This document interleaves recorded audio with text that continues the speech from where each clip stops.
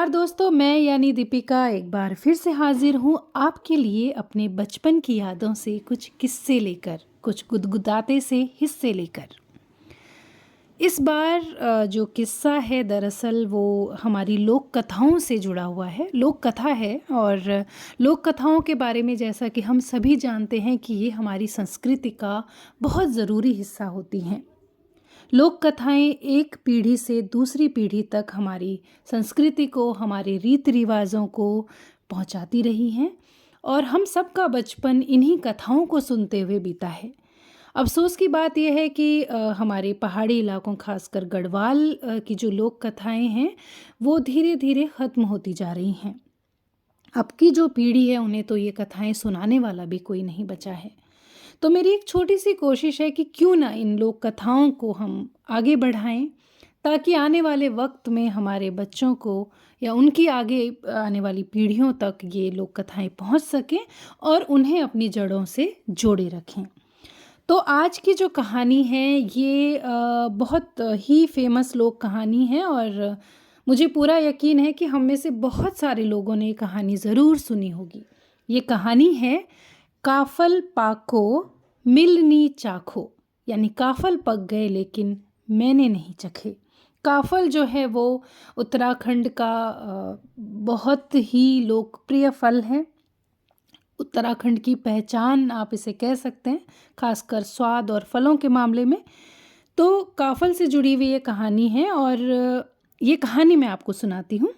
ये कहानी मैंने गढ़वाली में भी रिकॉर्ड की है, तो अगर आप चाहें गढ़वाली में सुनना तो इसी वीडियो के जो कमेंट बॉक्स है उसमें मैं डिस्क्रिप्शन दे दूँगी, आप वहाँ जा कर के गढ़वाली में भी इसे सुन सकते हैं। तो आइए सुनते हैं कहानी। बहुत पहले की बात है, बहुत बहुत पहले की बात। उत्तराखंड में पहाड़ के गांव में गरीब औरत और उसकी छोटी सी बेटी रहती थी। उसका जो औरत थी उसका हस्बैंड नहीं था और बेटी को वो अकेले ही पाल रही थी। अब वैसे भी जो पहाड़ी औरतें होती हैं भाई, उनका जीवन तो बहुत ही संघर्षमय होता है। तो और गांव में आपको पता है कि आय के कोई साधन नहीं होते हैं पहाड़ों में। अब तो खैर हैं, लेकिन उस ज़माने में नहीं होते थे। तो बस दिन भर घास काट करके, लकड़ियाँ काट करके, गाय पाल करके, किसी ज़रूरतमंद को उसका दूध दे करके, बदले में दूध के बदले अनाज या ज़रूरत की चीज़ें लेकर, इस तरह से वो बेचारी औरत अपना गुजारा करती थी। उसकी बेटी भी बहुत प्यारी और समझदार बच्ची थी। वो माँ का पूरे दिन, जो भी उसकी माँ काम करती थी, तो जितना उस बच्ची से हो सकता था अपनी माँ का हाथ पटाती थी। तो एक बार क्या हुआ कि चैत का महीना आया और चैत का महीना यानी चैत के महीने में आपके पहाड़ों में जो है वो काफल का महीना होता है, ये है ना। तो उस जो लेडी थी वो अपनी बेटी को जंगल लेकर गई। दोनों ने दिन भर घास काटी, लकड़ियाँ बीनी और बाद में उन्होंने टोकरा भर के काफल तोड़े। जिन्होंने काफल खाए हैं वो तो काफल का नाम सुनकर ही उनके मुंह में पानी आ जाता है, क्योंकि लाल लाल रस से भरे हुए काफल दिन भर की थकान और प्यास को 1 मिनट में दूर कर देते हैं। काफल कुछ कुछ बेरी जैसे होते हैं, जो मैदानी इलाकों में बेर होते हैं, लेकिन स्वाद और टेक्सचर के मामले में बिल्कुल अलग। तो खैर अब कहानी की तरफ चलते हैं। तो काफल का टोकरा भर के वो लेडी लाई और अपनी बेटी से कहा कि बेटा इनका ध्यान रखना, खाना मत। बेटी ने माँ की बात बिल्कुल मानते हुए, क्योंकि वो एक फर्माबरदार बेटी थी, हमेशा माँ की बात मानती थी, उसने कहा ठीक है माँ, मैं इन काफलों का ध्यान रखूँगी और बिल्कुल भी नहीं खाऊंगी।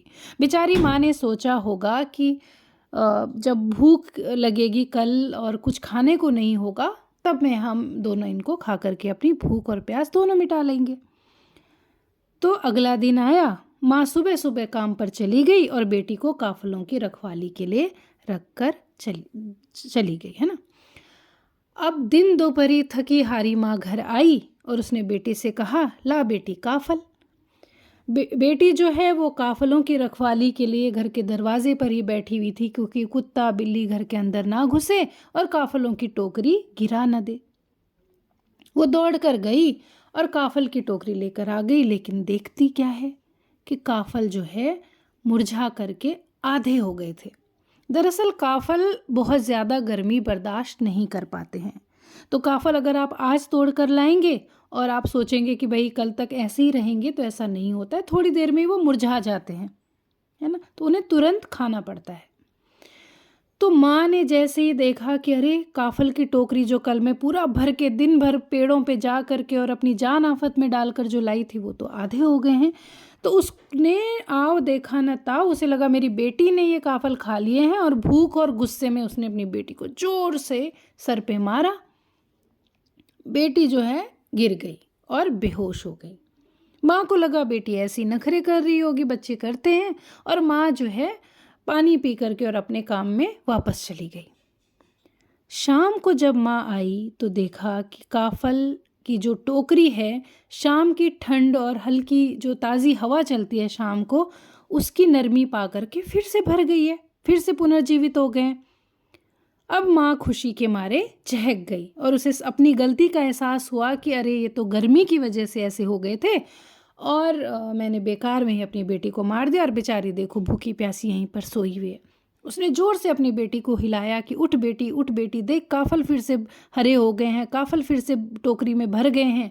लेकिन उसकी बेटी तब तक मर चुकी थी। दरअसल उसकी माँ ने उसे इतनी ज़ोर से मारा था और उसका सर नीचे टकराया था कि उसी टाइम उसके प्राण निकल चुके थे, लेकिन माँ को इसका एहसास नहीं हुआ। जब माँ ने ये देखा तो वो भी ये सदमा बर्दाश्त नहीं कर पाई और उसके भी प्राण उड़ गए।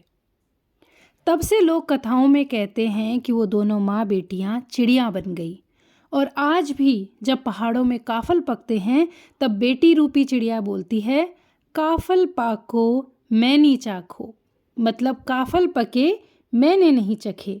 उसका जवाब माँ रूपी चिड़िया देती और बोलती है, पुर पुतई पुर पुर, अर्थात मेरी प्यारी बेटी काफल पूरे हैं। तो ये थी आज की लोक कहानी, और अगर आपको इस तरह का ये प्रयास पसंद आएगा तो मैं आगे भी इन्हें बढ़ाऊँगी। कमेंट में ज़रूर बताइएगा। चैनल को लाइक, सब्सक्राइब और शेयर ज़रूर कीजिएगा। और गढ़वाली में अगर ये कहानी सुननी है, अपने बच्चों को सुनानी है, तो कमेंट बॉक्स में डिस्क्रिप्शन दिया हुआ है, प्लीज़ उस पर क्लिक कीजिए और सुनिएगा। Thank you.